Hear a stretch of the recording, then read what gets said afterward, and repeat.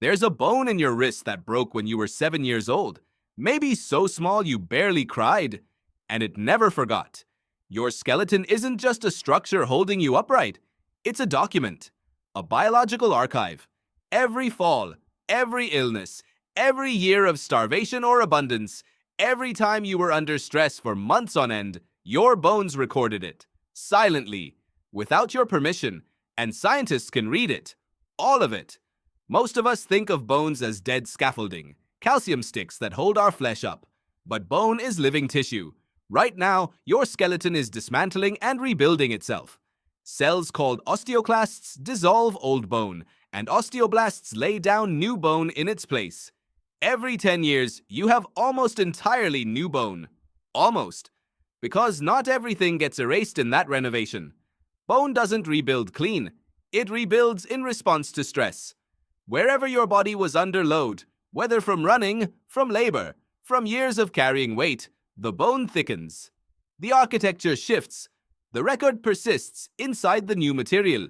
Forensic anthropologists and bioarchaeologists have spent decades learning to decode these records. From a single skeleton, a trained specialist can estimate age, sex, ancestry, height, likely occupation, and cause of death. But they can go much further than that. A skeleton with pronounced ridges on the dominant arm shoulder often belongs to someone who spent years in manual labor, sometimes so specific that researchers can tell the difference between a rower and a blacksmith. Medieval skeletons of English archers show asymmetric bone growth from childhood training. Their drawing arm is literally shaped differently at the molecular level. A child's bones that show Harris lines, thin horizontal bands visible on X-ray. Record every period of serious illness or starvation that interrupted growth. The child survived, but the bones marked the moment, like rings in a tree. Think about what that means. That somewhere in a museum or a lab, there is a 2,000-year-old skeleton, someone with no name, no face, no recorded history, and their bones contain the proof that they were sick when they were 4 years old, that they recovered, that they spent their adult life doing something physically repetitive and hard, that they broke their collarbone once and healed wrong. We know they're suffering. We know what they survived. We just don't know their name. This isn't just about the ancient past. The same recording is happening in your skeleton right now. Chronic psychological stress triggers prolonged cortisol elevation, which directly suppresses osteoblast activity, the cells that build new bone.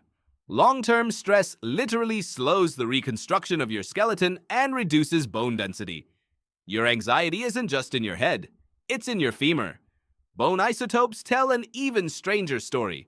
The ratio of strontium isotopes in your bones changes based on the water and food of wherever you lived during different life stages.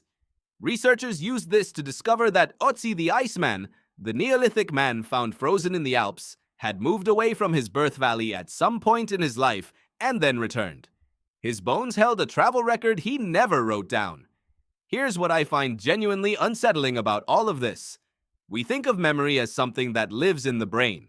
We think of identity as something built in the mind, but your body has its own archive that the mind has no access to. You can forget a year of your childhood. Your tibia cannot. Every ancient burial is also a biography. Every skeleton of a forgotten person is proof that they were real, that they endured, that they labored, that they suffered specific things, and that their body made note of it. The bones outlasted the name. The bones outlasted the memory of anyone who loved them. But the record survived, compressed into calcium, waiting to be read by someone who didn't exist yet when they died. Your skeleton is being written right now. What you do today, how you move, what you eat, whether you're under chronic stress, is being added to a record that will outlast your thoughts, your relationships, and very likely your name. You are not just living your life, you are leaving evidence of it, in your own bones.